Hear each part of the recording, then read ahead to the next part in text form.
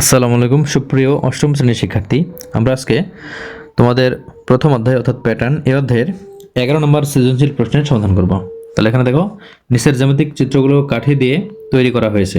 এখানে কাঠির সংখ্যার তালিকা করো। এখানে কাঠির সংখ্যার তালিকা প্রথমে ক নম্বরে করতে হবে। তাহলে আমরা এখানে 11 নম্বর প্রথমে ক নম্বর দিয়ে শুরু করব। তাহলে আমাদের এখানে কাঠির সংখ্যা দেখো, এখানে প্রথমে এরকম আছে একটি, এরপর আছে ডাবল,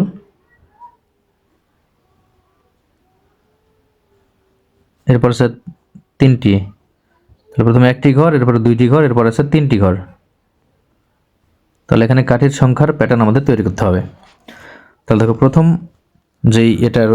যেই প্যাটার্নটি রয়েছে, প্রথম যে তালিকা, তাহলে প্রথম চিত্রে যেখানে আছে প্রথম চিত্র, তাহলে প্রথম চিত্রে কাঠির সংখ্যা সমান কত? দেখো এখানে কয়টি কাঠি আছে? একটি, দুইটি, তিনটি, চারটি। তাহলে এখানে চারটি। এখন দ্বিতীয় চিত্রে কাঠির সংখ্যা এখানে আছে কত? এখানে 1, 2, 3, 4, 5, 6, 7। তাহলে এখানে আছে 7টি। এখন তৃতীয় চিত্রে কাঠির সংখ্যা, তাহলে এখানে কতটি আছে? এখানে আছে একটি, দুইটি, তিনটি, চারটি, পাঁচটি, ছয়টি, সাতটি, আটটি, নয়টি, 10টি। তাহলে এখানে আছে কটি? 10টি। তাহলে 10টি। তাহলে আমরা এখন এখান থেকে কিন্তু তালিকা লিখতে পারি। তাহলে আমরা লিখব যে কাঠির সংখ্যার তালিকা। সুতরাং কাঠির সংখ্যার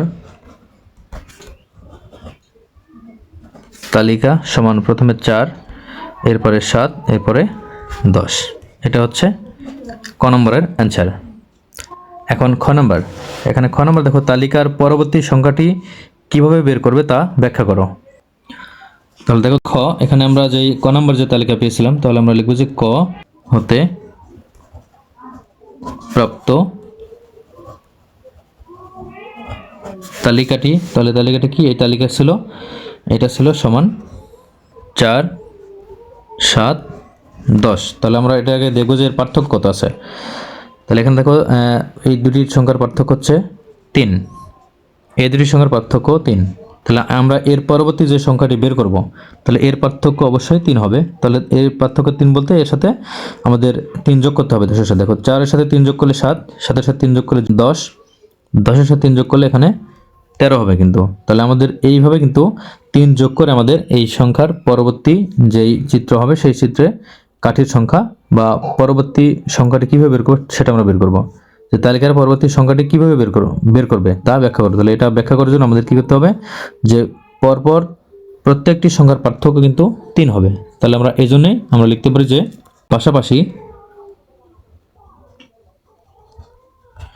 পাশাপাশি দুটি সংখ্যার পার্থক্য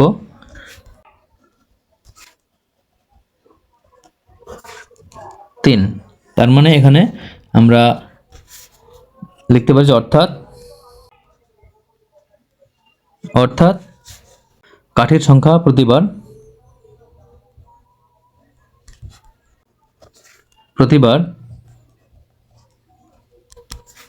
3টি করে বৃদ্ধি পাবে। 3টি করে যেহেতু বৃদ্ধি পাবে,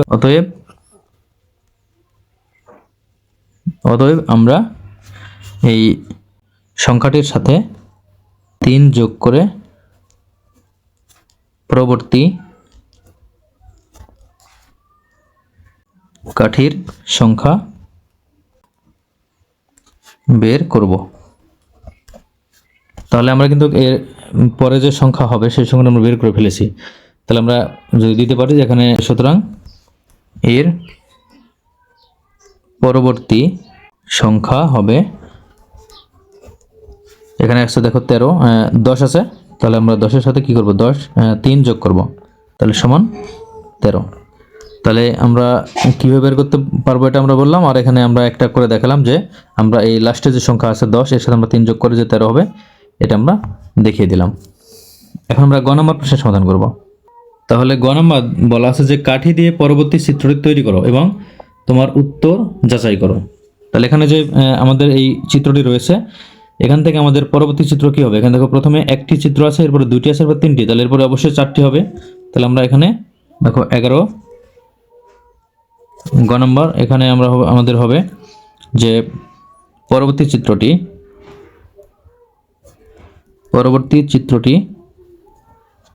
তাহলে এটা হবে, এখানে আমাদের চারটি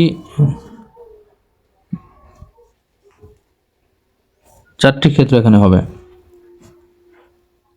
দেখো চারটি ক্ষেত্র হলো 1 2 3 4, প্রথম আছে একটি, এরপর দুইটি, এরপর তিনটি, তাহলে এরপর অবশ্যই চারটি হবে। তাহলে এখানে আমরা দেখব যে এই পরবর্তী চিত্রটিতে কতটি কাঠি আছে। তাহলে চিত্রটিতে কাঠির সংখ্যা সমান, আমরা এটা গুণে নেব। দেখো এখানে 1 2 3 4 5 6 7 8 9 10 11 12 13, তাহলে এখানে কি 13টি কাঠি আছে। তাহলে আমরা কিন্তু খ নম্বরে পেয়েছিলাম যে খ হতে পাই এর পরবর্তী চিত্রে কাঠির সংখ্যা, এটা কিন্তু আমরা পেয়েছিলাম 13। তাহলে আমরা এটা পেয়েছিলাম 13 খ নম্বরে। তাহলে আমরা চিত্র আঁকানোর পরে দেখলাম যে এখানে 13টি রয়েছে, তাহলে আমরা লিখতে পারি সুতরাং